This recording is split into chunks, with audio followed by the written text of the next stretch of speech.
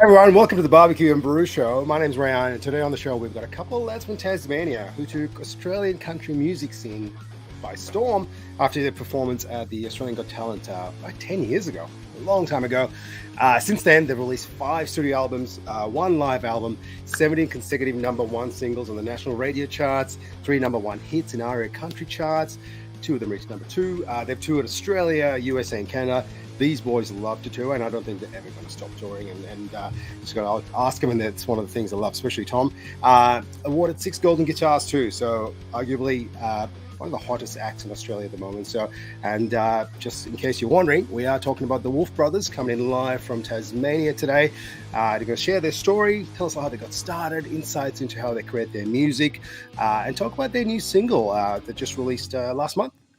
Which is Livin the Dream. So looking forward to getting them on. But before I get them on and have a chat, we are going to have to just give a quick shout out to our sponsors. So today we are sponsored by the rubsociety.com.au, and there's no rub of the week, it's the sauce of the week.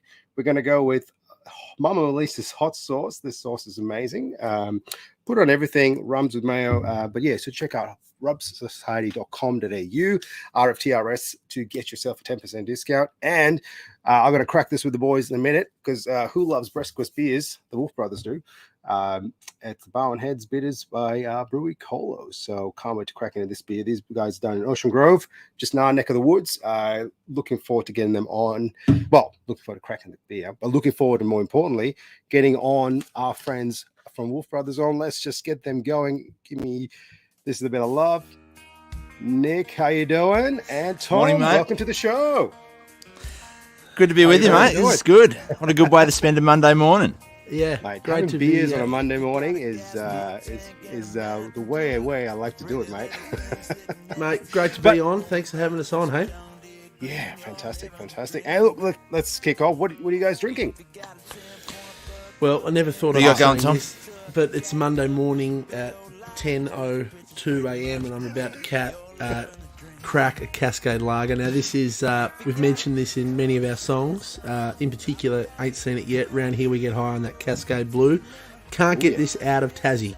You have to export it out of Tassie, ship it up. Local beer, local water. It's a beer. It's a good heavy beer, but it's good. So cheers. It's a beer. That's my rating for most beers. It's a beer. There's a fierce rivalry in Tassie between the north and the south. Just to set this up, so Tom lives down south in Nika, and I'm up in Evandale up north. Yeah. So down south they drink Cascade, up north they drink Bogues. So I should really have a Bogues Red, which is kind of the rival to the Blue in the Tasmanian Civil War. But, today I'm on the Carlton Dry, actually. I've taken a shine to the Carlton Dry. So not a bad drop. Not a bad drop. Just an easy one to get into a Monday morning on, So cheers, fellas. Cheers. That's it. This is my right off your evening, boys. Your afternoon, sorry. I didn't think I'd be having a beer Monday morning, but it's pretty good, to be honest. It's going down okay, gotta say. There's something wrong with it. And I must admit, I've done a few 10 a.m. shows, and it does make Mondays and Thursdays a lot more fun when I've started with a beer. So, I'll bet. Yeah. But look, really excited to have you guys on. I've sort of said that backstage as well, and it's for me. I'm sort of a new country music fan. I'll be honest. I've loved the old country music fashion. I've found the more popular ones, but more recently, I've sort of just got into, especially in the last couple of years, got into the country music scene a little bit more, and more importantly, I just really found the Australian country music scene, and it was amazing. First saw you guys at the Gippsland Country Music Festival 2021. We were mid all the lockdowns and craziness, and I think it was the first concert in about a year and a half at least. You boys were kicking it off with Lee Kernaghan, which was amazing, and then I saw you guys again in 2022 where you were one of the headline acts, and it was so good to see you guys and experience that, and just sort of see the country music scene in Australia just really come back to life, especially after this couple of years. But I guess initially what I don't want to touch too much on the dark days, we'll call them.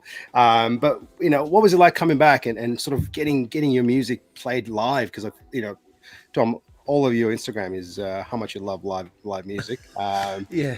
or live gigs. Look, it's. I think, you know, as you said, I don't want to go on about it, but music was really highly underrated during the lockdowns. You know, we saw sport continue and live music got kicked the bum. Anyway, we're back now. I think, you know, there's something about getting lost in the moment of live music, and for me, it's my happiest. You know, when you get really in the moment, playing the song with the crowd, there's an energy, there's connection. That's truly the best feeling, I think, and the most joy I ever get, you know, in life. You know, it's just so fun, you know. And I think the energy we've felt over the last year of going back on the road, playing things like, as you said, Gippsland, Meat Stock, like we've played a lot of wonderful festivals and gigs this year. Monday Bash, incredible energy from the crowd, and I think you can feel just how much people have missed it too, you know. But it's the best job in the world, and I think the Australian country music community is very much about live gigs. So they will travel. Geez, you know, there's a bunch of Wolfe Brothers fans who live in Queensland, and it don't matter if we're in Brisbane or we're in Cairns, they're at the gig, you know. So Queensland's a big place, so it's really cool. That's unreal. And Nick, yourself too, mate. You probably, you know, I sort of see you're the calm one on the stage a little bit more often than not. I am the calm one. I am. That's a fair assessment, mate. No, look, been wonderful since COVID. This last year, getting back out on the road. I think there's a newfound appreciation from not only fans but from artists too. It's not like we never took it for granted doing this. It's, you know, the best job you could ever want, but I don't know, it's just that little bit extra special now, and it's just a wonderful feeling getting up there, sharing live music with people, and having a great time. Wonderful stuff. Oh, that's awesome, mate. That's awesome. Now, just want to get a bit of a backstory, I suppose, get to know you guys a little bit more.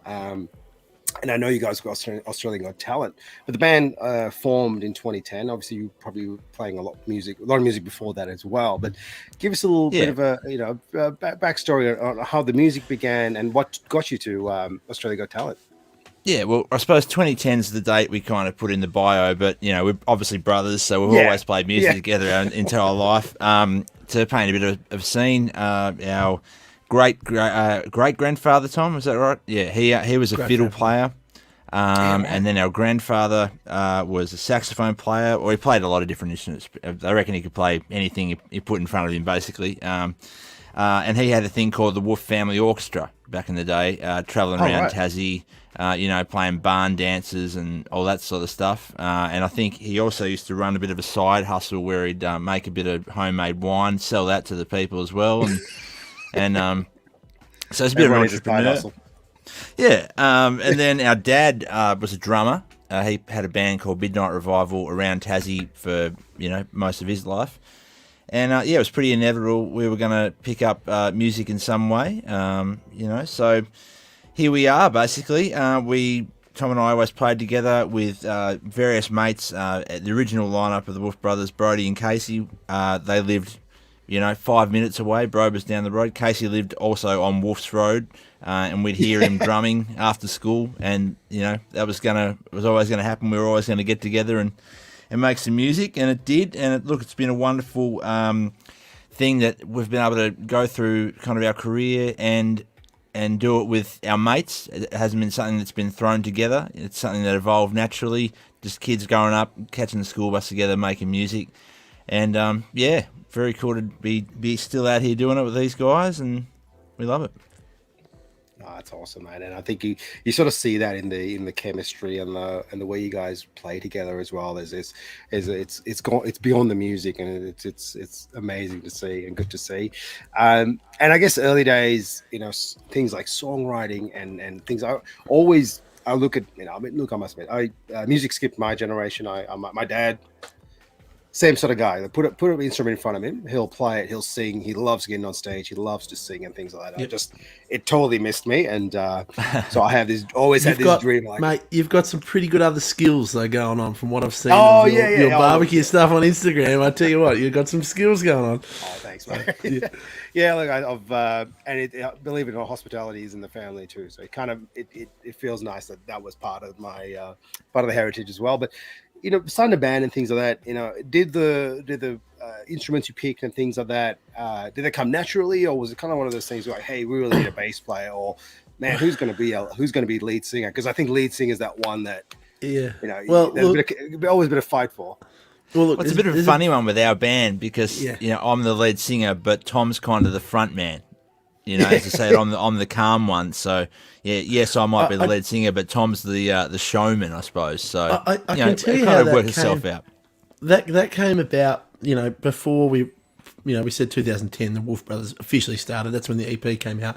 But years and years and years before that, me and Nick would do duo gigs in pubs, playing covers 2, 3, 4 nights a week, and it's kind of how the Wolfe Brothers became called the Wolfe Brothers, because people would literally be like, oh, we're going to watch the Wolfe Brothers. We're going to watch the Wolfe Boys tonight, Yeah, but we're called different things, we used to be called One for the Road at one stage, and but and then eventually the creative Nick and Tom, that was really good. But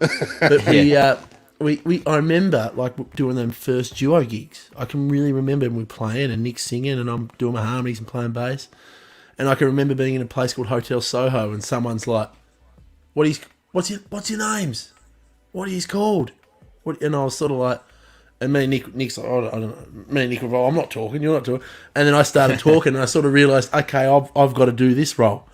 And it just became very natural and I sort of took it on and I love it. I love the chemistry, there's a real chemistry between the two of us, and and it works. It just works, But when growing up and picking instruments, Dad was drummer. I think me and Nick both probably wanted to be drummers. Like I still feel like I'm a frustrated drummer, but Dad wouldn't want that. He's like, no, you got to be out front. You got to be out front playing the guitar. Yeah. And he actually got me on piano as a kid. I've still got I've got the keyboard there. Yeah. I'm a hack on the piano, but Nick's older, so Nick was coming home playing guitar. He was bringing home things like Master of Puppets from Metallica, and he was playing all these things, and I didn't want to play. I wanted to play with him, so I went out and bought a bass guitar, and rest is history, That's awesome. That's awesome. Yeah. Look, it's nice when it sort of comes together like that, and it's nice. It's good of your dad to go like, no, you need to be out the front, and if the bassist and the guitarist are generally usually at the front. Frustrating at the time, but I think in his head, I think he wanted to start a band with us, I think that was his end game, to be honest. I'll play drums. We did play with Dad a little bit. I used to play in Dad's band as a teenager when I was in high school, which was a great bit of extra pocket money for me, and great learning experience. Getting out in the pubs around Tassie and seeing a lot of things as a 15, 16-year-old that I never saw before that, which was very cool. So probably not.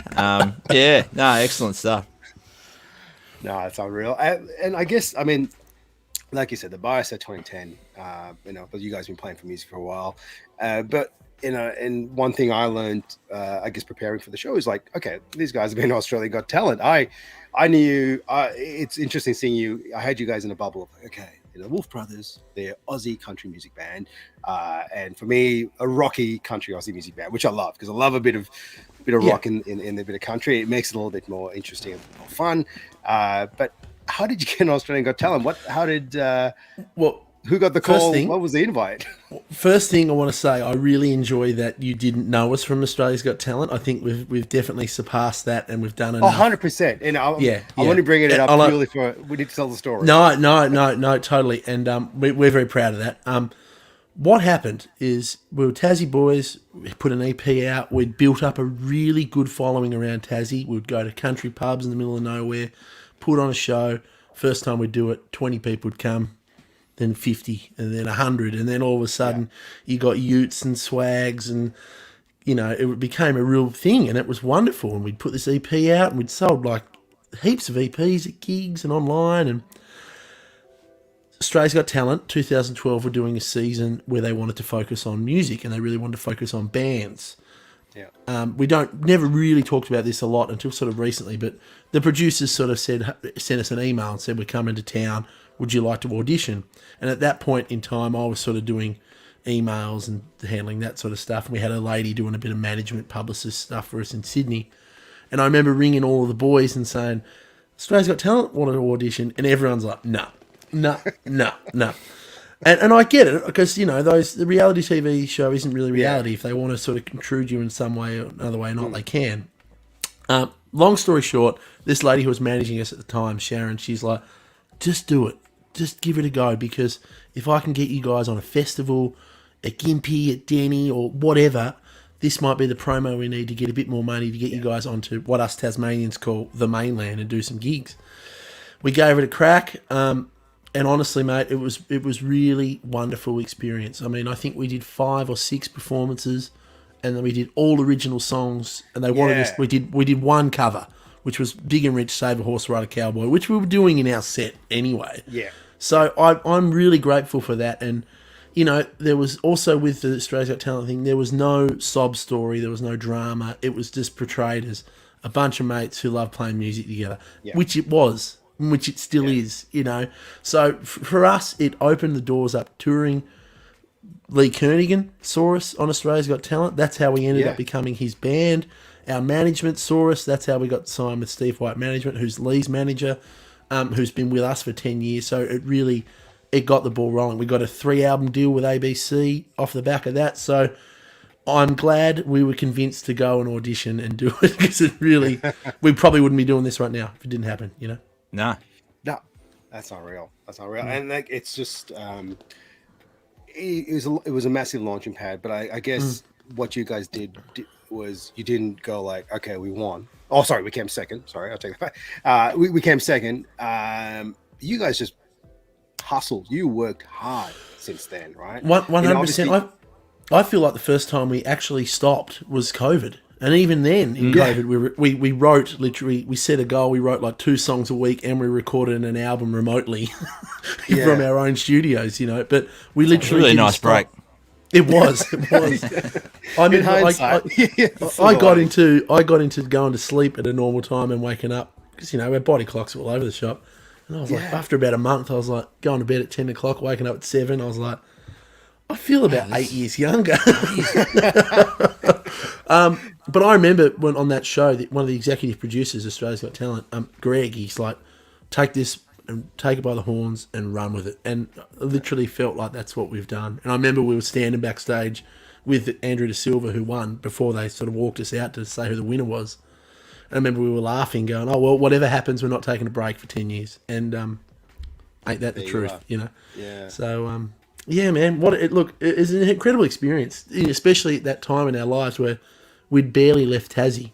And then all of a sudden we're flying to Melbourne, getting picked up, driven, getting put in a hotel. We did, like, on the grand final, Justin Bieber played on the grand final. We were there. Brody fully bumped into him backstage, and like all these dance troupe guys were like freaking out, and Brody like had no idea who what was like. So Brody's just like, oh, sorry, mate. Yeah, sorry, mate. Yeah. All these security guards, security swooping in, amazing. Amazing. So another good thing we did when Bieber was on the grand final, they had us all in like, what do you call them, demountables, backstage, cubicles, sort of things, and we would put like a big hoodie on Brody, and just because the fence around the studio was lined with like screaming Bieber fans, like Bieber mania. And we'd put a big hoodie on Brody and just like get him to just sprint between, a couple of the sheds, and then he'd sprint out, and people would faint and pass out. It was really, really something. It was something else. I don't know if the reality shows now maybe have still quite that kick. Like I don't know if they've lost. I know they're about to relaunch Australian Idol, so I'll be interested to see how that goes. But I don't know if they still have quite the maybe the viewers or whatever that sort of comes from it. But we were very lucky. We took all that opportunity, and we've really carried it on. And we really wouldn't be here. I have no negatives to say about the whole experience, because we wouldn't be here without it. No, 100%. I mean, it's just a magnifying glass on the band. Like, it's to Australia, which is amazing. Look, right? it was, and I think honestly, it's why it worked. And the fact that they actually let us play our own songs, it blows my mind. Yeah. Really, I haven't really seen them do that since. No. And I think people watching literally were just like, oh, this is a good song. Good. These boys seem like good. Like it was just like it was different, and I think it was just a breath of fresh air, and I think that's why it worked.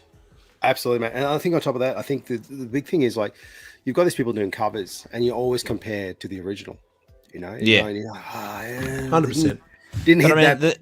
And it's kind of about, because the reason they do that obviously is because each one of these shows is tied to a certain record label, so they have a catalogue of songs they put out so they can make more money from their songs. I mean, that's I know that's cynical, but that's kind of what's going on. Like as Tom said, amazing. They let us do our own thing and gave us free reign and didn't make us have a sob story, and because I think people are over that, So everyone's got it's okay just to be a normal bloke trying to be in a band. You don't need to have I don't know, people who knows what's going on, but no, very cool. No, 100%, man. 100%. I totally agree, and it was good. And I mean, obviously, like you said, you mentioned before. And you've just sort of put a post up recently as well. 10 years, you just wrapped up 10 years playing with Lee Kernaghan. That's, I mean, amazing.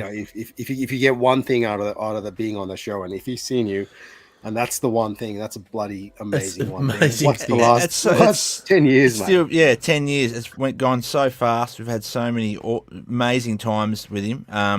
We've just wrapped up with Lee. We're not Lee's band anymore. We've handed over the reins. Hurricane Fall, a great another Aussie country band, have taken over that role. And it actually feels a bit weird, I must say, Tom. But it does. I saw some videos from him on the weekend doing it, and can I just say they look like they're really killing it, and Lee looked really comfortable. Yeah, because we know Lee pretty well, and he looked really happy, and I was like, that's. You know what? Good on him, because we got so much out of that opportunity. We 100%. Literally went around Australia with Lee. I reckon we did 4 Australian-wide tours, every state, every territory. And the thing is, you say we're Lee's band, we were on stage with Lee playing every night. We opened every single one of those shows. We were, selling our merch, our music at those shows. Incredible, and it was from those tours that we've been able to then go out and launch our own touring on the back of it. People we met, think of the people we met, the fans we made, like the connections we made just from that sheer amount of travelling and meeting so many cool people. It's just been unbelievable. We'll be forever grateful for that opportunity. It's been so good. 1,000%. Yeah. And I mean, maybe a silly question, but how does one become Lee Kernaghan's band? How do you? Well, it's not a silly question. So, what happened was, as we've talked about, we're on Australia's Got Talent. Lee was at a point where he'd sort of had a lot of the same players for about 15, 18 years, I think, sort of whole career. And I think he was really looking for a change and a sort of a bit of a new direction. He had some ideas where he wanted to go. He saw the show and he saw us playing, and if you watch them things, we're running around, there's heaps of energy, and I think he sort of thought, wow, that I need that, So they rang us and he said, would you do an audition? Come up to Sydney and do an audition. So we just practiced, learnt, we put the hours in, we spent every day for weeks learning 30 songs. So we just knew we were already fans, so we knew a lot. We knew a lot of the catalogue. We're already playing a lot of it at rodeos and things like that, and the BNS balls we were doing. We were playing a lot of his songs anyway. But we dug in, studied the albums, learned it note for note, locked in the room, and just went crazy and just. So then we got flown to Sydney. We did an audition. We'd never really been to Sydney too much, maybe once or twice before that. So we get picked up. At the airport, taken to a rehearsal studio, and we're set up in there. We're like, geez, Lee's going to be here soon. Is he going to be wearing his hat or what? What's going on? What's happening? What's this going to be like? This is like a dream. He wasn't wearing his hat; he was wearing a cap for that. But came in, we played 2 songs. We'd learnt like 40 songs, but we played 2 songs. The first one was Dirt, and we did it. After he did that one, he looked around and said, "Well, boys, reckon you got the job. That's bloody great." And we were just like... And he was like ready to go. He's like, all right, taking his guitar off. We're like, and we're like, can we play one more? Better do one more. Yeah. We'd practice for like a month. Yeah. And then our first gig with Lee was Denny Ute Muster. So one of the wildest, if not the wildest, event on the calendar. I think there's usually about 18,000 people out there. Wow. Absolutely loose. We'd never played on in-ear monitors before, anything like that. All this. At that stage, we were all on headset mics. Never used them before. Right. It was like an absolute baptism of fire. But somehow we come through it, and we got the next gig. So and you also got to think at that point, at that point in our career, like we were we're a pub band in Tassie, really. Yeah. We were our own sound guys, our own lighting guys, our own roadies, all this stuff. We did it all ourselves. Had a trailer, we all jumped in the car, and then all of a sudden, like I remember getting to Denny and like someone's taking our guitars, tuning up our guitar, get side of stage, and someone's like, "Here you go, Tom, put that on, mate. You're right." I'm like, okay. How awesome is that? I can do this. So cool. Yeah. And look, it was meant to be a tour, and the fact we honestly both enjoyed it so much. And, it's been wonderful to not only, like, I think we released 3 duets together. We did Till It Ends, Lights on the Hill, Damn Good Mates. We're his band on the 25th anniversary album. We got in the studio, recorded that together. Also, what I've really loved is Nick. Nick is an exceptionally talented songwriter and in producing, I think that's where Nick will eventually end up. And Lee's really seen that, and like Backroad Nation, you wrote a bunch of... You wrote that one with him? Or you helped write that one? Not that song in particular, but yeah, did a lot with Lee making Where I that Want to Be. And very cool, yeah. Nick goes up to Lee's place and they put the tracks together and do that. And I really love that. I love that, to see that, because that's Nick's strength, and Lee's really got that. And the other thing too is it's just so cool to call him a mate. Yeah. When you think about like level. pre this whole thing, I remember we were doing a gig down here in Tassie at a thing called AgFest, a big agricultural field day. Yeah. And this particular year they had Lee coming down, and this was like a big deal, and absolutely packed. And we were just trying to get like a demo CD to him, or Say Good Day or something like that. And I think it was only like a year later, and then we were playing with him, and his mate. It's just so cool. So done so much for us, and we love him. No, absolutely, man. One thing, it just seems like he's really good at. He loves to lift the people around him. Is what I'm sort of what I get a lot and see a lot. 100%. He is. Yeah, like literally, you name them in Australian country, he's had them as a support. Pretty much everyone, he's had them out on the road at some point. He's let them open shows, and he just knows what he like, and he's playing that role, that iconic Aussie country music superstar role. So generous. You know what's really nice to see? Like, as I said, we did 10 years, which is crazy. What I really love about it is how much he still cares. Because, he's had so much success. Really, he could just go out and not give 2 shits and it'd be fine. Yeah. But, every night was like, how do we make this better? How do we play this song better? A real genuine care. How do we make the show better? And he was always really open to us. Like, asking us what do you think, what should be in the set list, what shouldn't, what do people want to hear. So that was really cool to see, and I think that's why he's been successful for so long and continues to be. Absolutely, and I'm looking forward to seeing what the new band as well, and where that goes with Lee. But I am, and I'm also going to find it really weird, I think, to watch Lee play with another band. Mate, I'm going to be like, I could just imagine. Yeah. It's like, oh man, it's going to be bizarre. Partly going like, I wish I was on stage as well. I think there will be that. Yeah, there will definitely be 100%. That. Yeah.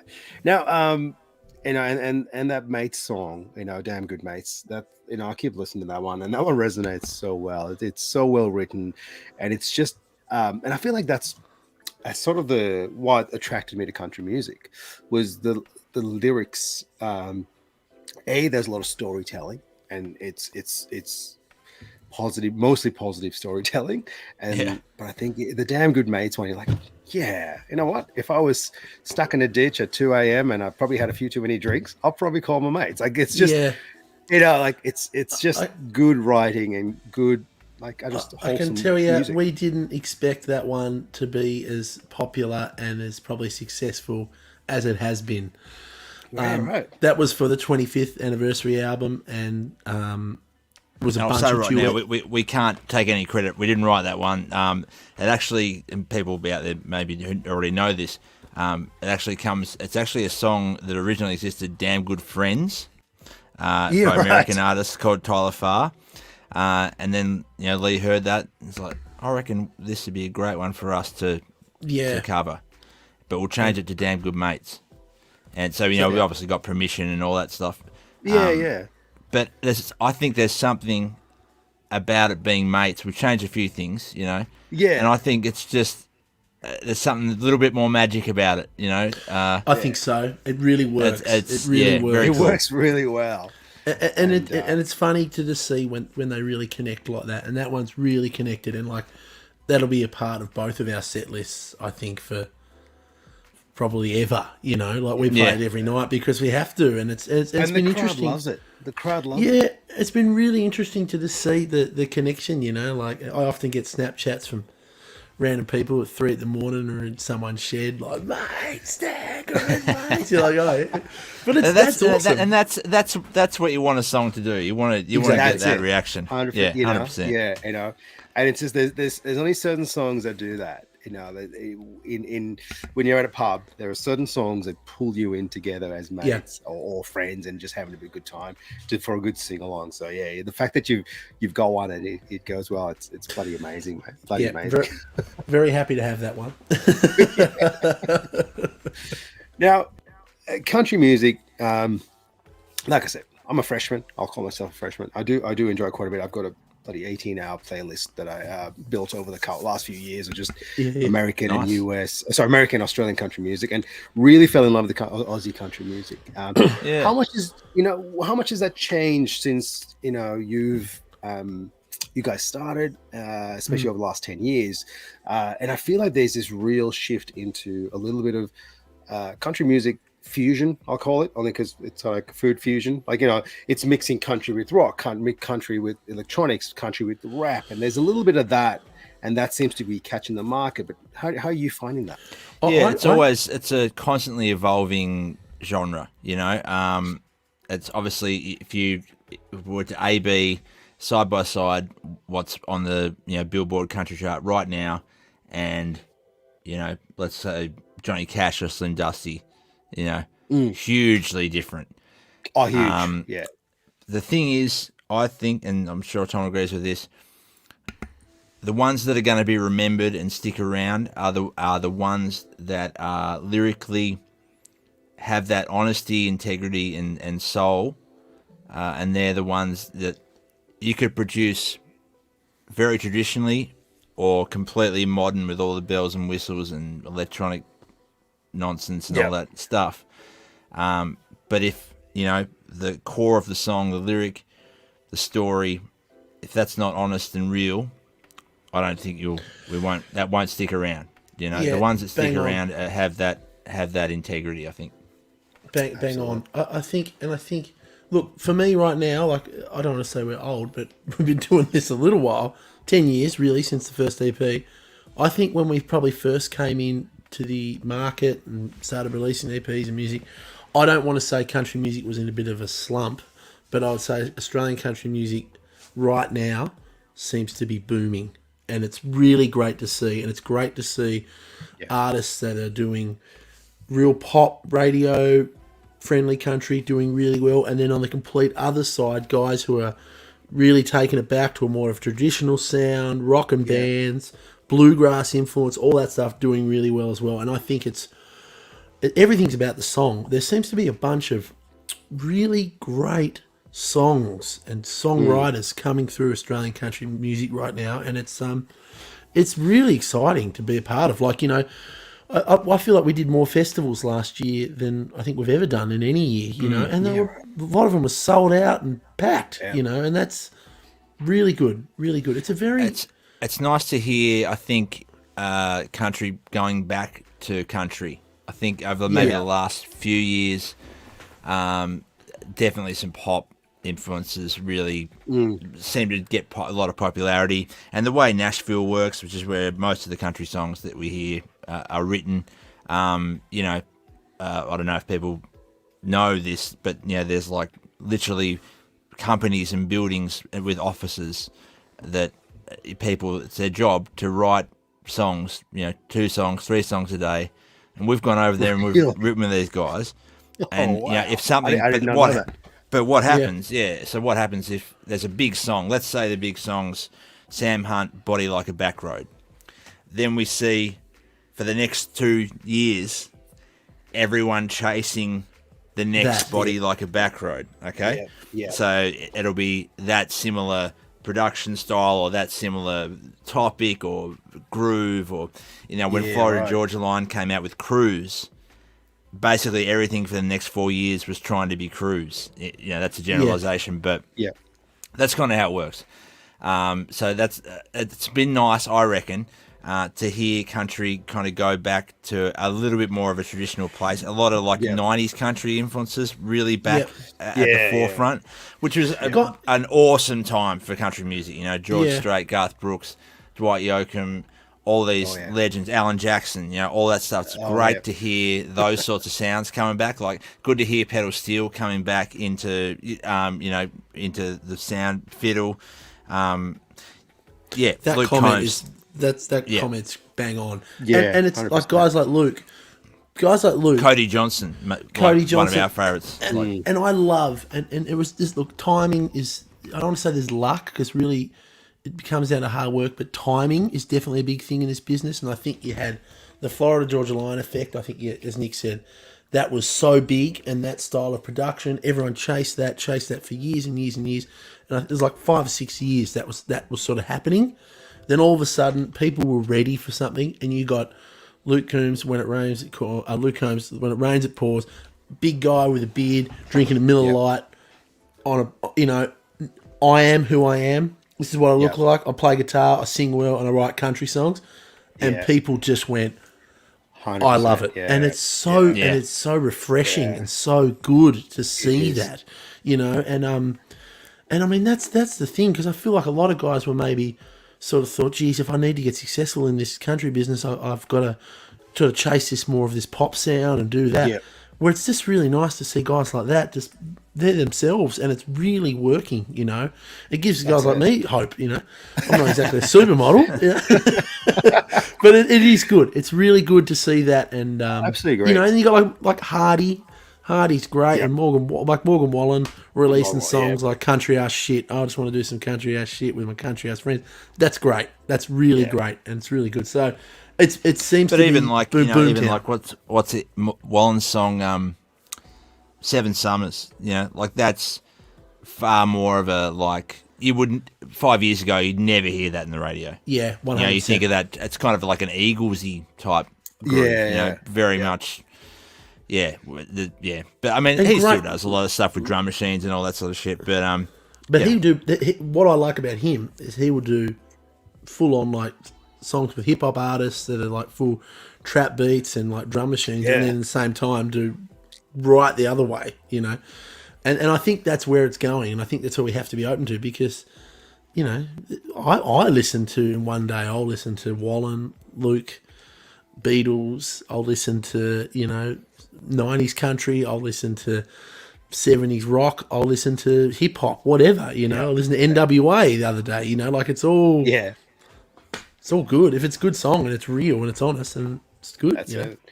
And I mean, and I think that's, you sort of hit on that before, where you got people coming in and this is who I am, and it's not, you know, trying to be a poster boy, you're not trying to be a, you know, like a poster girl sort of thing. You're not selling the image more than the music.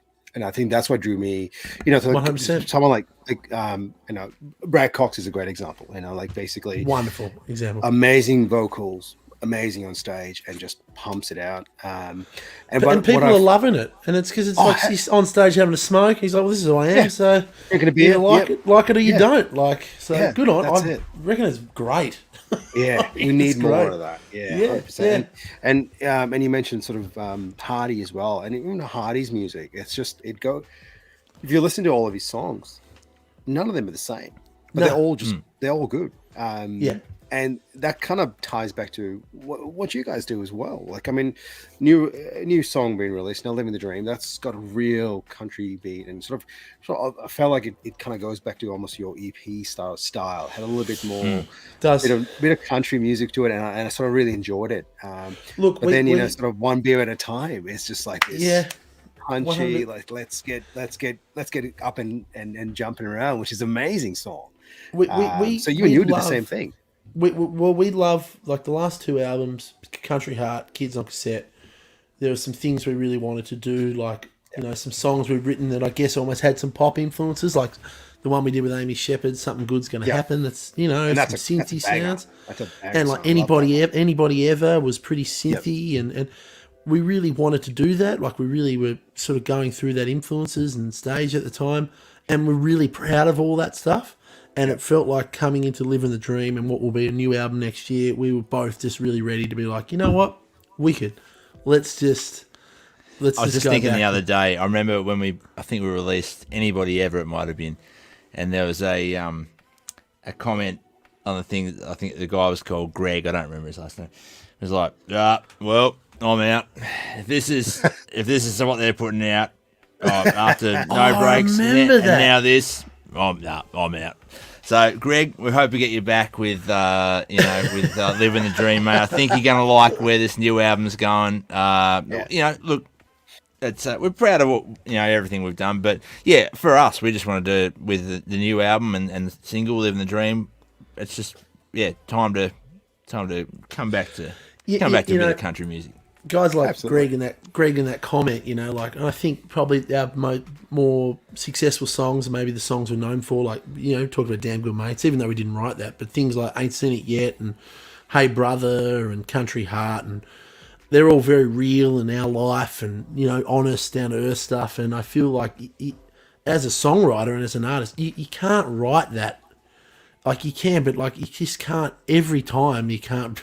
I feel like we can't release and write that every time. And, like, when we released things like "No Breaks" and "Anybody Ever," we were, like, just in a good place of, like, let's just release some fun bangers. The other thing too is, there's no law that says you have to be, like, only into country or only into rock or only it's actually fine to mix things up and do it. Like, if you went off internet comment threads, like, you'd think the moment someone steps outside the defining parameters of a genre, like, you should be executed. Like, some of the traditional country, like, comment page, like, that is the most toxic place. Oh, terrible. You don't read it. Absolutely horrendous. So I remember when we put out our version of "Lights on the Hill" with Lee. Oh, so that was like 2013, 2014. We put that out. Cover of "Lights on the Hill."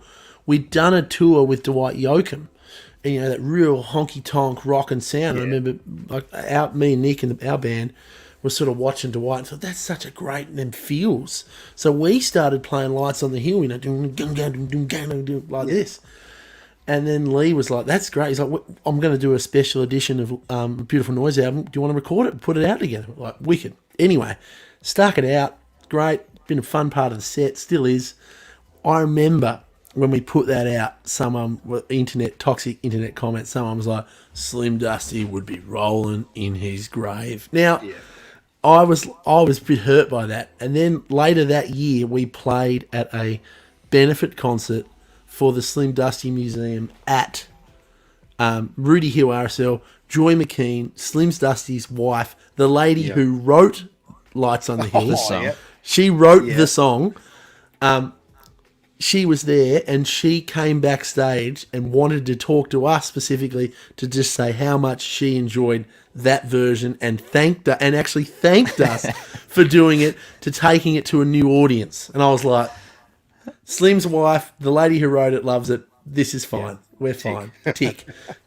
So never believe too much what you read on the internet. Yeah, and look, it's the unfortunate scourge of the internet at the moment is all those comments, and that goes. I mean, music's one. I mean, we have the same at barbecue. Like, there's a few groups I just wouldn't post into because it's literally like, if you stray outside of this narrow line of what people expect, you get sprayed, and it just. Look, and kudos for you. I mean, to have his wife who wrote it to give you, yep, that's amazing. Yeah, she loved it, and she still loves it. It's fantastic. Yeah, it's amazing. We saw it at Tamworth. I think it was last year at Tamworth. We played it at her 90th birthday show, as we were like the special guest at the end, and got up and played it. And again, she made an effort. She's 90 with a walking stick to come and see us and thank us. I was like, that's. We got this. It's fine, you know. It's fine. With the influences, things like that in your songs, do you go like, oh, we need to get a song out that's got a little bit of a pub feel to it, or a little bit of this feel? There's an element of that for sure. Yep.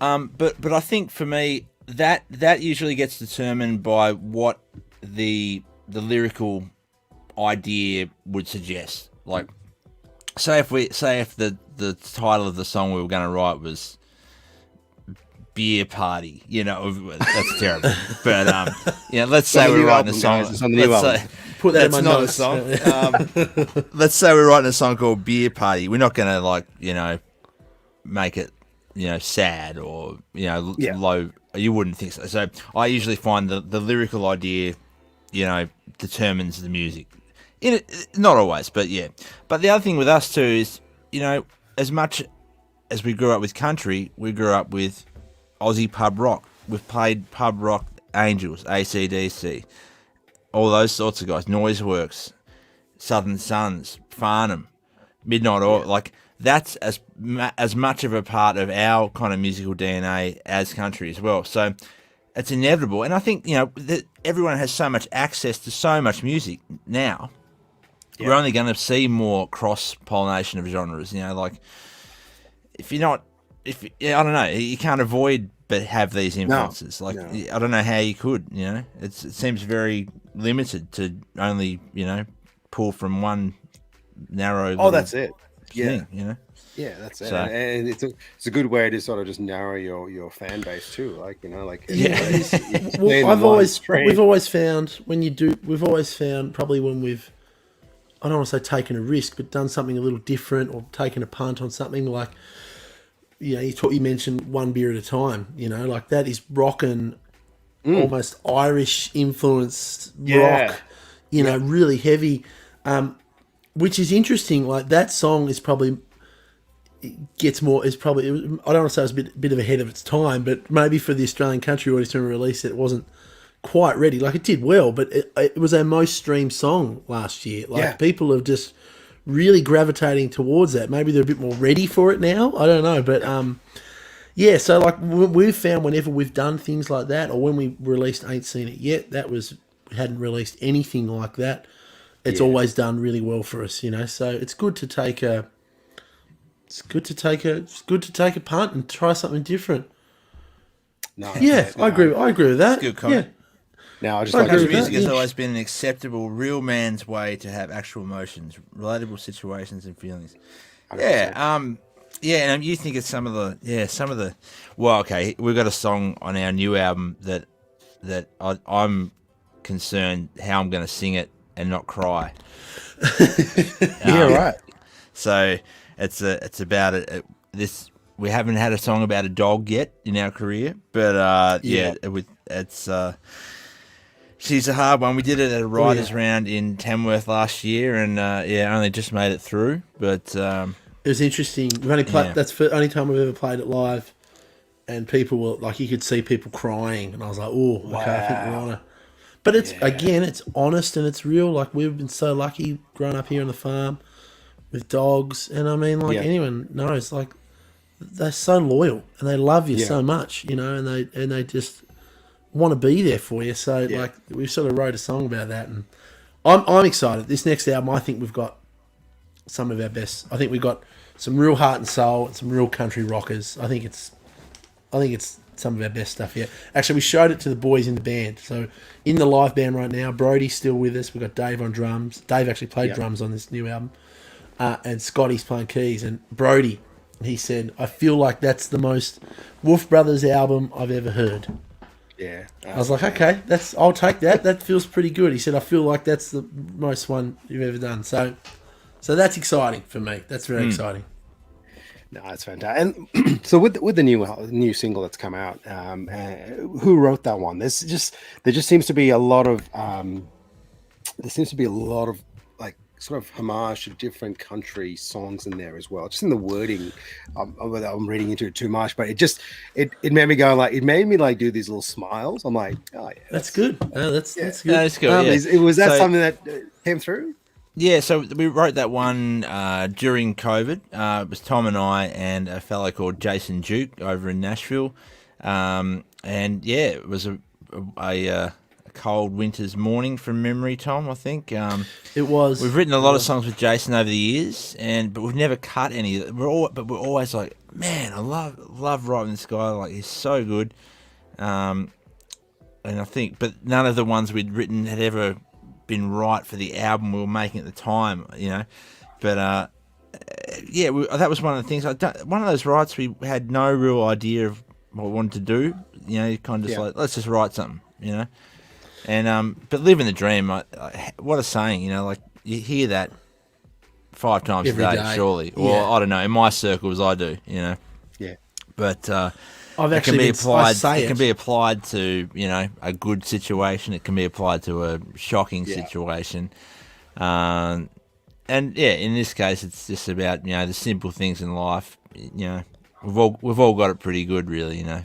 Yeah. So yeah. It was really, really, really cool. Like Nick's saying, that's the saying, "Livin the Dream." I say it all the time, just in my everyday life.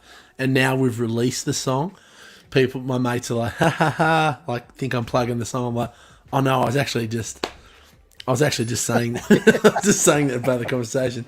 But yeah, no, it was good. Hi guys, love the show. Love how each show is different. Text, yeah, well, we do. I think there's a lot of people that come and see us night after night, and we try and make everything a little different. So we went out to Texas Country Music Festival. Yeah. And like we sort of thought, well, we have to play Lee Kernaghan, Texas, QLD 4385. Yes. And we're doing the big breakdown in the middle. Yeah. And we're getting everyone to go, hey ya, hey ya, hey ya. And then Nick's like, I remember at one point, Nick's like, you can sing this up the octave, can't you? I'm like trying to scream. I don't know, but that's I love that stuff because that's just very natural, off the cuff, what it should be. That's what music should be. I think you have a bit of we go out with a set list and a bit of I don't want to say a script, but we're going to do this.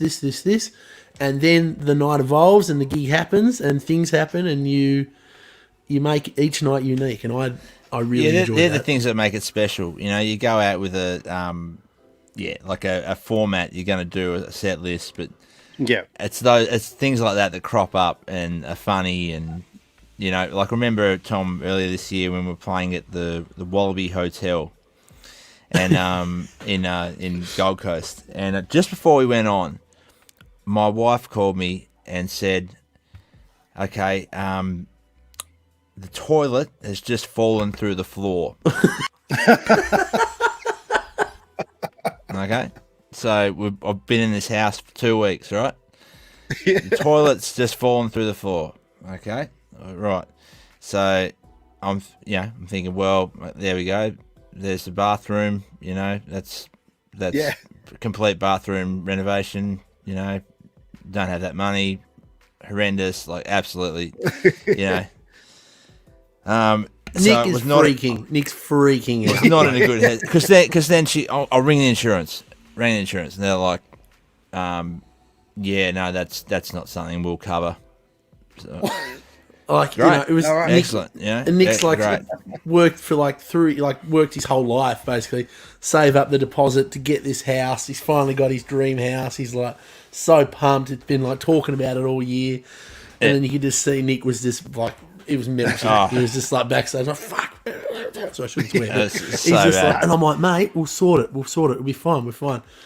Anyway, we went into the gig. Everyone was a bit, you know. Well, I was not in the headspace, you know, and I was trying my best. I was I was going through the motions a bit, you know, and then we got up to playing Something Good's Going to Happen, and then Dave.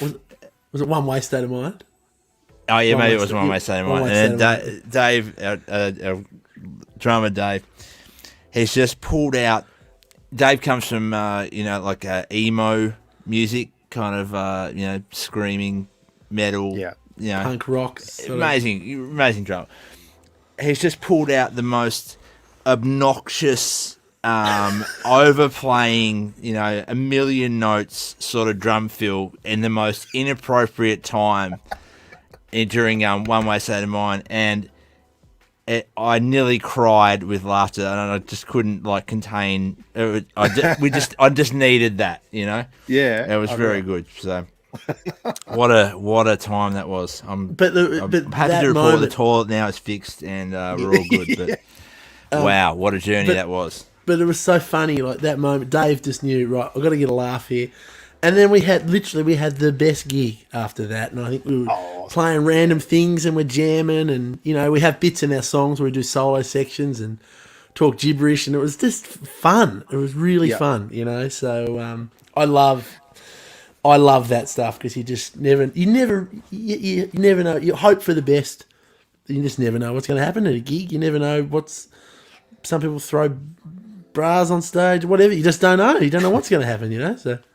And that seems to be where you're all in your element. It just seems, and I can sort of understand that as well. I don't gig at all, but I definitely like doing stage things a lot more than I like doing anything else. But is that your happy place? Do you find that okay, I'm on stage, I'm performing, the crowd's giving me the positive vibes? Is that you love that? That's me. That's I'll do that. I'll literally do that till I will do that until I'm unable to do that. I'll have to be dying to not do that. I just love it. And even honestly, also in any capacity, I love playing some of the big festival stages we get to play. So lucky, Monday Bash. That was people literally as far as you could see this year. Meatstock was incredible. Thousands and thousands of people singing songs. And then in the same thing, I really enjoy playing a sweaty pub room that holds 300 people, and you've got 300 people crammed in there. Yeah. Each gig has its own thing and its own cool element about it, So it's really fun, really, really fun, and it's we're very lucky. The guys, Commercial Hotel, that was a great fun one, another great one. The guys we've got in the band with us right now, Scott Target on keys, Dave Roberto on drums, Brody Rainbow, who's been with us forever. It is such a good unit and such a good team, and it is an absolute honour and a privilege and so much fun to go out the road with them every night. It's such a good vibe, it's just...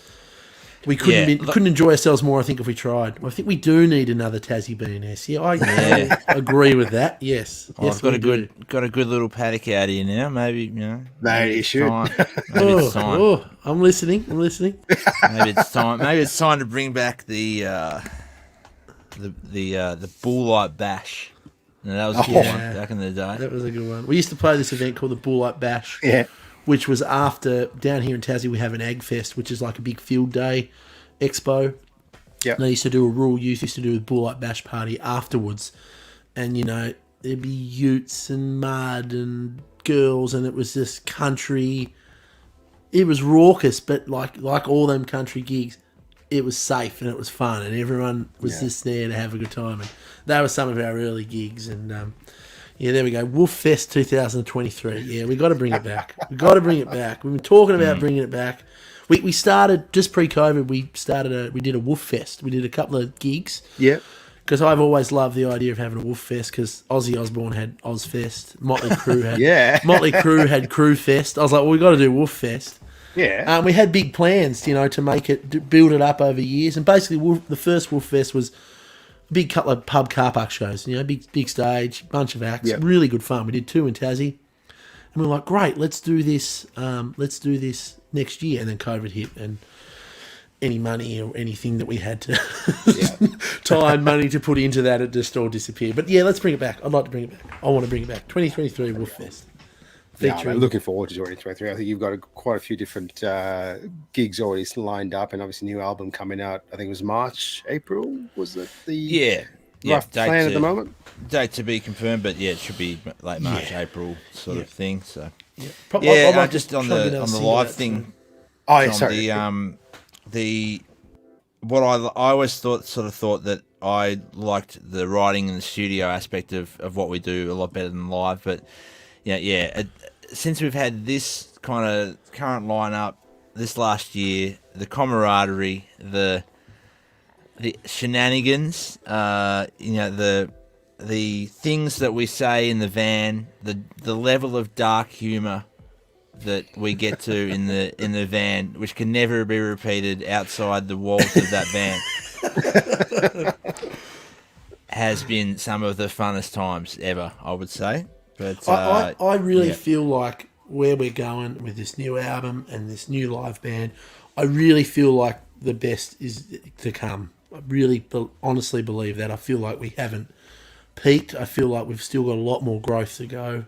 And that really excites me. Because we did some gigs this year that were just like the Gimpy Muster show we did this year. We played there on the Saturday night. It was just rocking, there was just an energy, it's so I'm excited, and I think with this new album, I think there's some stuff on there that's heart, soul, that I think people are gonna really, really dig. So it's exciting. It's good, mate. It's really exciting. Right. Really exciting.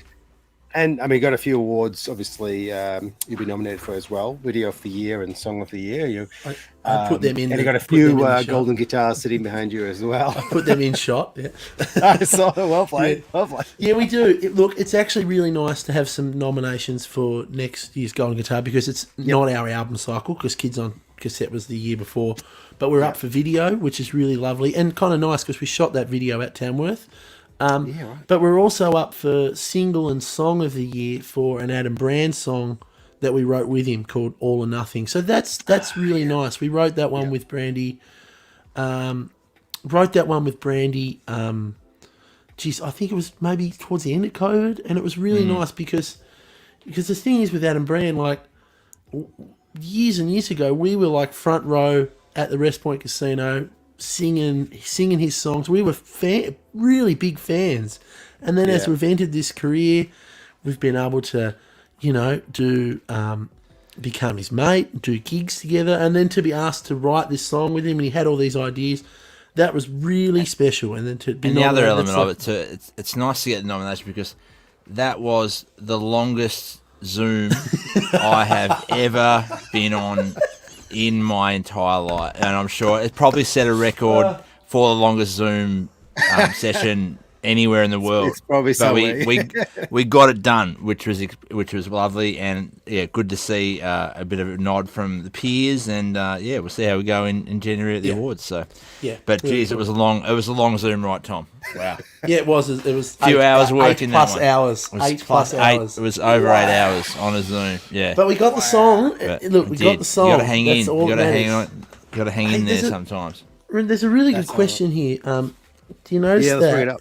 Did you notice it? So no more LK stuff or focusing on you guys and gigs Australia wide. Thought you and Catherine Britt, Bush Pub, Wolf Fest, a few key. Yeah, okay. So I think what you're saying is now we're not doing LK stuff. Yeah, I think now we're not going to be LK's band. There's a few more things we want to focus on, stuff like that. Like we want to bring back Wolf Fest. See, what I would love to do with Wolf Fest is like imagine every summer. What I love about Wolf Fest, my concept of Wolf Fest too, is maybe it's not strictly just country. I think you'd have to pick your act, but like, how cool would it be to have a Wolf Fest, for example, that's like Wolfe Brothers and the Angels, or Wolfe Brothers and, I don't know, Screaming Jets, or, Daryl Braithwaite. And then also on that, you had someone like Casey Barnes, and then you had Fanny Lumsden, like some really different stuff. And then imagine if that went and did 8 pubs around Australia, 8 pub car parks, festivals type things. Yeah. Like that's what I would love to see where it end up. That's what I'd love to see it go. But I reckon we try and bring it back to 2023 for a big one-off thing, big one-off gig. That's my goal. That's my goal. I just sort of going back to, I guess, your video clips and things like that, and you seem to have a lot of fun making those. I've got to ask because I'm a bit of a IT geek myself. Who's the retro gamer here? Because the film clip you guys did for anybody that was ever. a good one, wasn't it? That was a good one, mate. It's an underappreciated one. That was good. Yeah. No, that was. I've got to take the credit for this one, boys. That was my my concept. That one. So if really you haven't good. seen it, our clip for anybody ever, we did a bit of animation and we channeled our early, gaming life as young kids. Games like Mario Brothers, Donkey Kong, that sort of thing. The old Super Nintendo that really come to the forefront there. But we hashed together a bit of a story about me and Tom, and then an evil country cowboy steals our girls, and it's our quest to get them back. And all done in kind of 8-bit video. Game style. It's cool. I really love that film clip. The guy who animated that was the guy. Now, correct me if I'm wrong, Nick. He lived in Spain.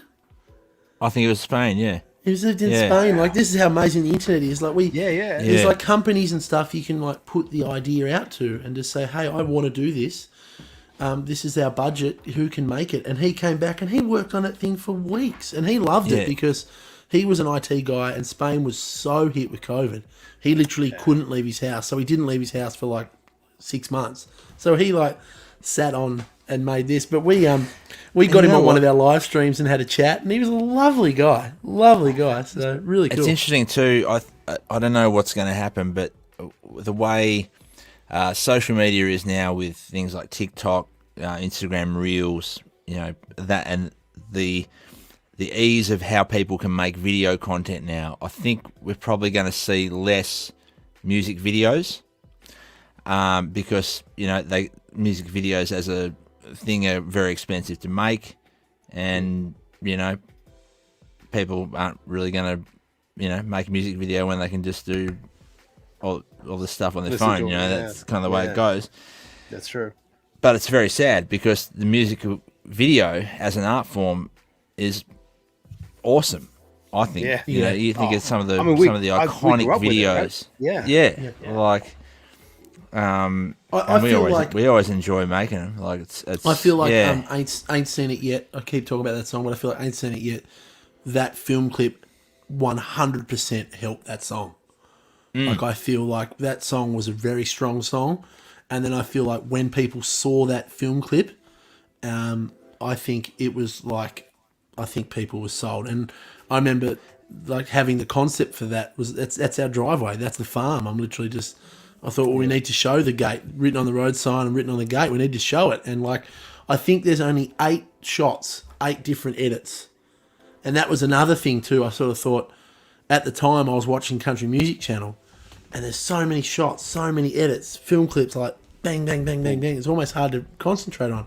I thought if we make a clip that's just really slowed right down, like more almost a one-shot thing, I think it'll do really well. So I love the video art form of it. I think it really adds. Look, I think Nick's right. I think where it's going is it's very much TikTok, Instagram Reels, da-da-da-da-da. I think, though, all of that stuff, it goes full circle. Maybe, who knows, maybe 5 years from now, might be back the other way, Yeah. All of a sudden, like, music clips and videos might really die out in the next few years, and then all of a sudden it'll be like, oh, wow, it becomes new again, Like, I'll tell you what I don't... YouTube's great. I'm going to go on a little bit of a rant here. I'll tell you what I don't like is I don't like that the way... another episode of Nick. I don't like the way that things are... The attention span that's given to music and the devaluing of it. Everything's so short. Now the way the system is now with your Reels, your TikToks, all those sorts of things, you're trying to get the maximum engagement at the shortest possible time. So shorter songs. You don't have time to put in, musical explorations and all this stuff, and take it's just like short, and it's, I don't know, I just think it cheapens like music as an art a bit. On the flip side, it's, people say it's never been easier to get your music out there. Yeah, I don't know if I agree with that, but there definitely is that element that people can blow up out of nowhere with things, but we've seen that. Maybe I'm turning into an old geezer. But no, you are right. No, you're right. Yeah.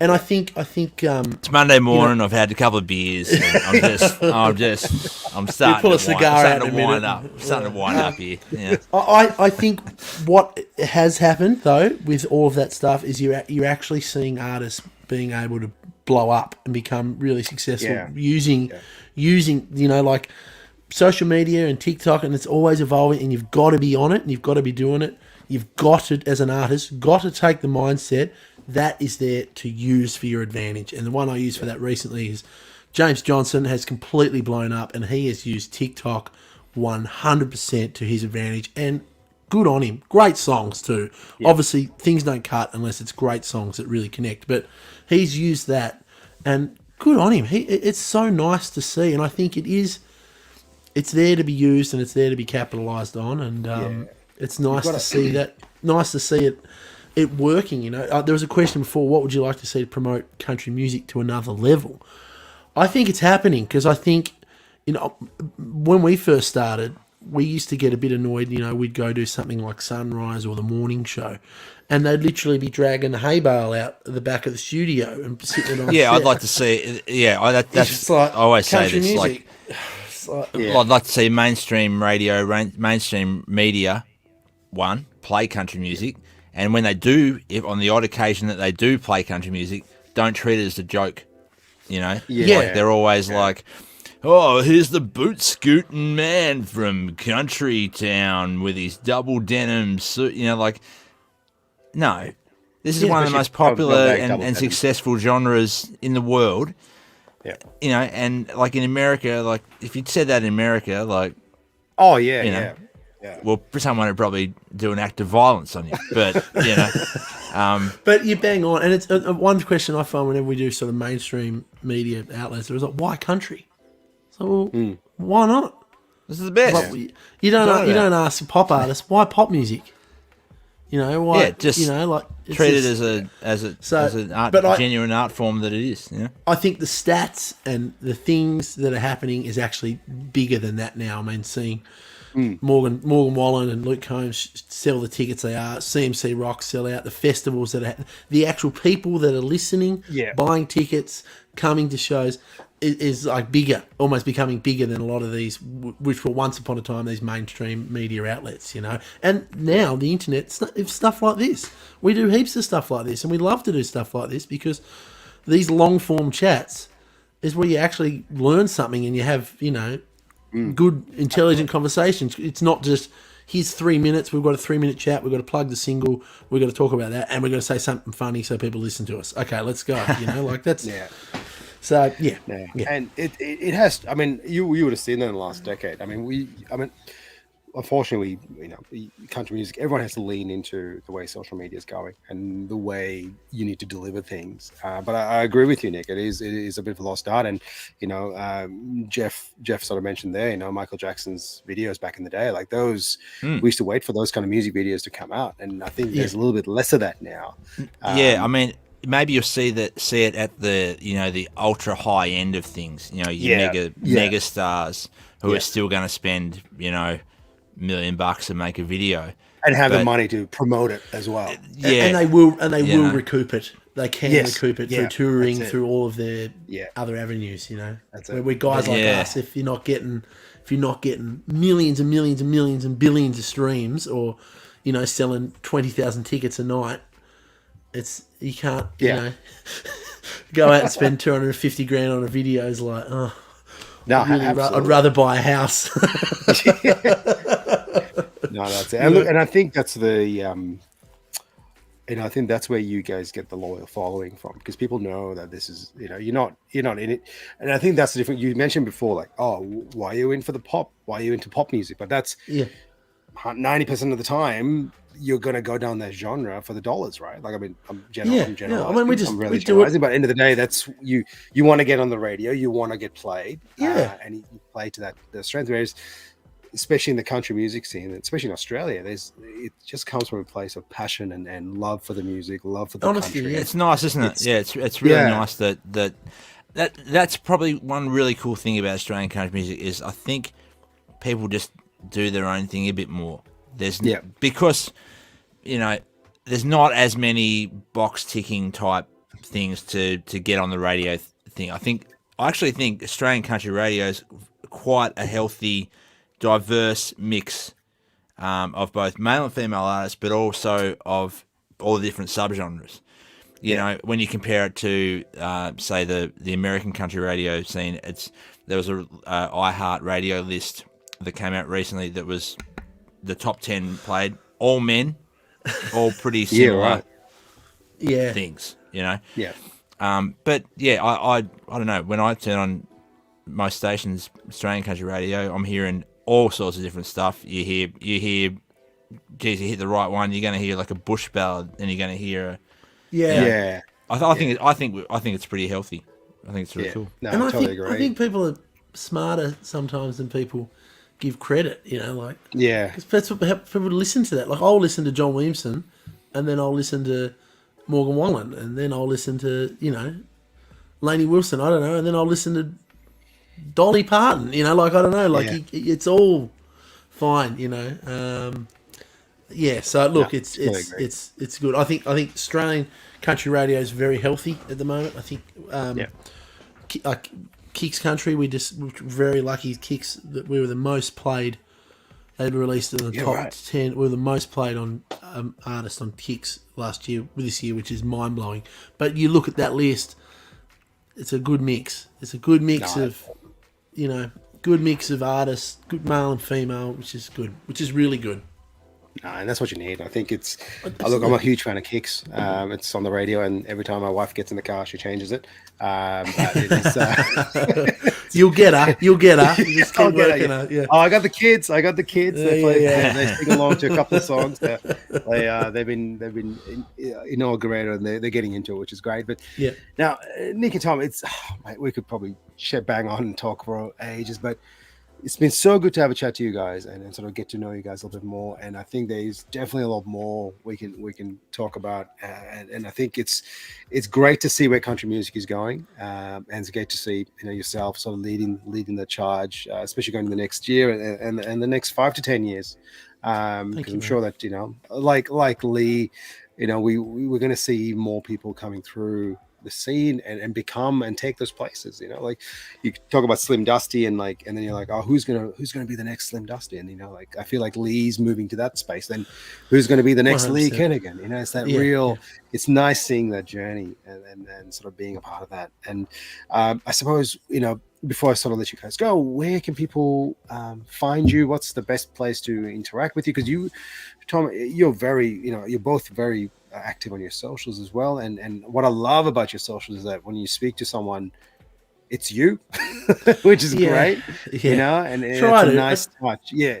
We'll try to be, as well, like everything, I think, try to be as real and honest and genuine as I think we actually are. So that's, I think, we've had, talking about socials and stuff, like over the years, like even some of my mates are like, oh, you guys wouldn't do your social media anymore, would you? And I was like, well, probably more than anything, we do it more than anything now because, that's our fan base, and I feel like no one knows the audience better than me and Nick, so we want to make sure it's us speaking, it's us posting, and us being connected. But connect with us, look, all of the socials, Instagram, Facebook. Yep. We've been really upping our TikTok game. I've noticed. Upping our TikTok game. Little duets happening there, Tom. Very nice. Yeah. I love when Tom does those duets. You look so angry. Yes, He's like, so to fill everyone in, our song "Livin the Dream," we've been saying, okay, you use the sound, living the dream. Show us how you're out there living the dream, okay? Yeah. And we've been getting awesome videos from all around the country. Dudes on harvesters in WA, people mustering cattle, all different sorts of stuff. Yeah. And then I'm like, yeah, we got to duet some of these, Tom. So, Tom, yeah, I'll do one, yeah. And like, get it. And Tom's like,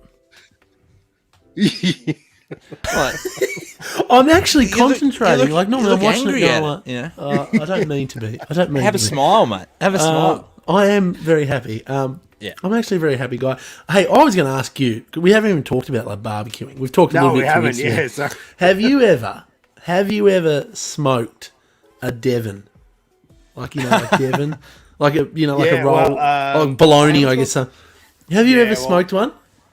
I haven't smoked a Devon, but I have smoked Spam. How was the Spam? How did that go? How was the Spam? Spam's bad to start with. Yeah. I mean, it is.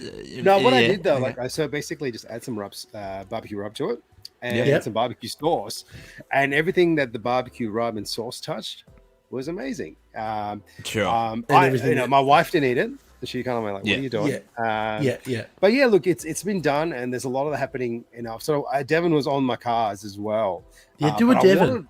Devon's like such a thin loaf. I wanted like a thick loaf, but yeah, sure you could find. Yeah. Honestly, I mean, we're clearly we're a fan of some trash food, as you can tell. Have you smoked? I was expecting like brisket. I was expecting. I do love all that though. Do absolutely love all that. Yeah. So when we were at because you were at Meatstock, right? You were at Meatstock. Yep. When was there? I saw. I don't know who it was, but they had the crocodile smoking. Yeah. They had the crocodile. I was like, man, I've had a crocodile. I've had crocodile before, but I love that. And as I've said, I've got 2 kids under 2 now, so like.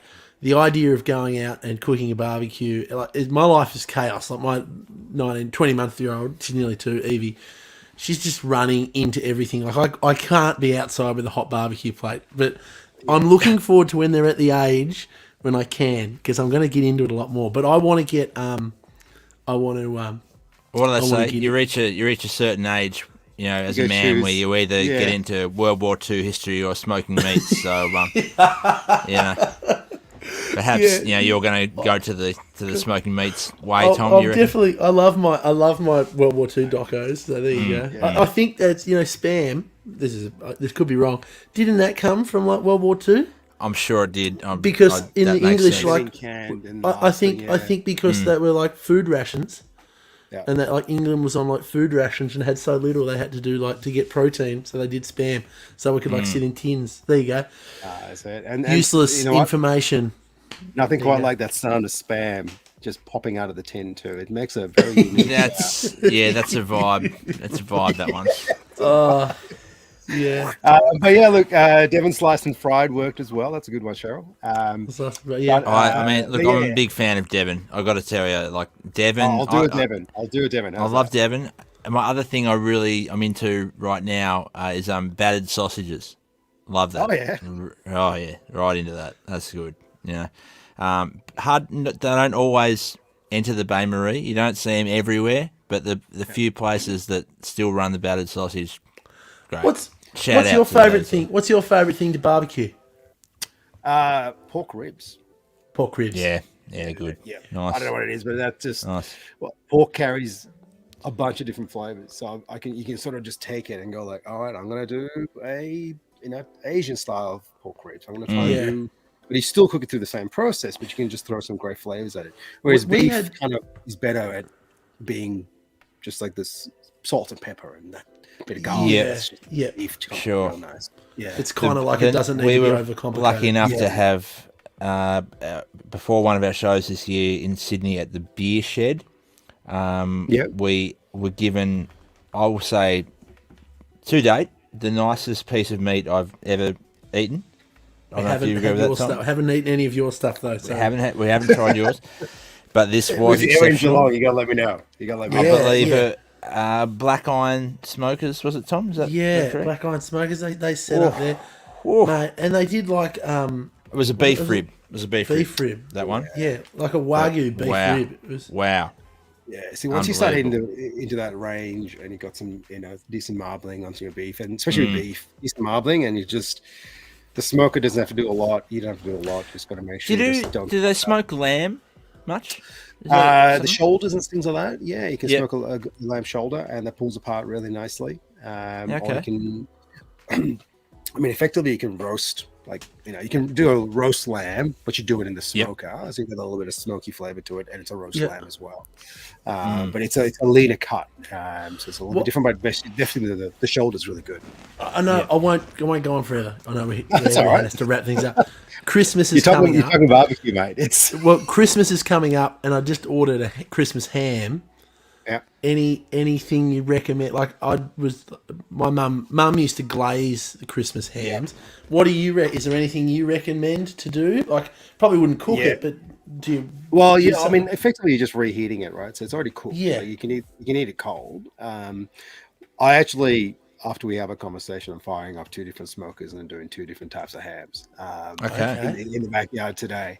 But I'm using it's a cherry sauce, a cherry based sauce. So it's called Touch of Cherry, which is from the US by Three Little Pigs, and it's got this like sweet and savoriness to it. And it just it works well with that ham. But honestly, mate, like something like a maple based glaze, I can send you a recipe. I've got a couple of floating around. Yeah, just keeping it simple, and then having that sauce at the end. Just making sure the glaze, you make enough that you've glazed it, but then you can, because the inside of the ham's not going to get any of that flavor, especially if it's on the bone. It's quite a big unit.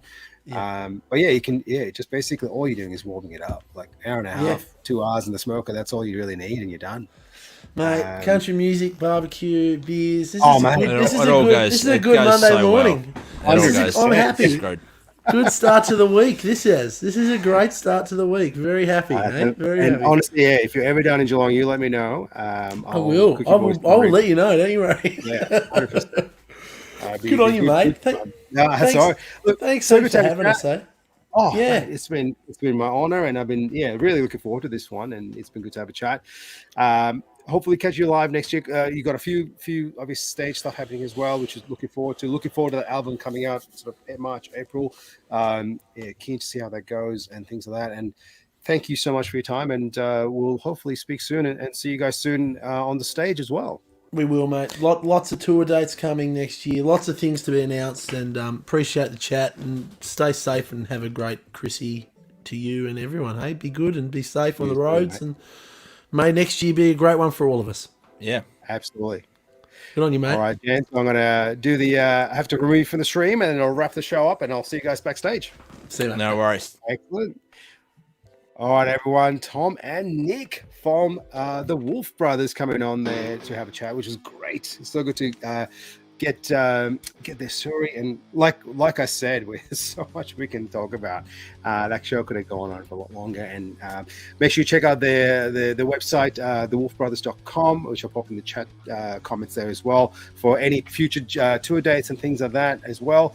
And check them out on Spotify. Make sure you follow and like them on Spotify as well. That's it's the way the music's sort of getting out there at the moment. So the more the likes and follows they get, the better. And make sure you check them out on their socials as well. Now, look, we've got one last show left for the season. So this Thursday night, we've got the influencers on. So we've got Chris, the smoker baker, ice cream maker, who makes amazing pork crackle. Can't wait to have a chat to him. John from Aussie Q Barbecue, Aaron from Low and Slow Basics, and we've got Corey and Leon from Cheap Meat. So just talking about all things social media, wrapping it up, hopefully giving you guys a real overview on what it takes to become a influencer of sorts, or to get those videos really pumping through the socials as well. So join in Thursday 8 p.m. Until then, look after yourselves and have a great week. Talk to you soon.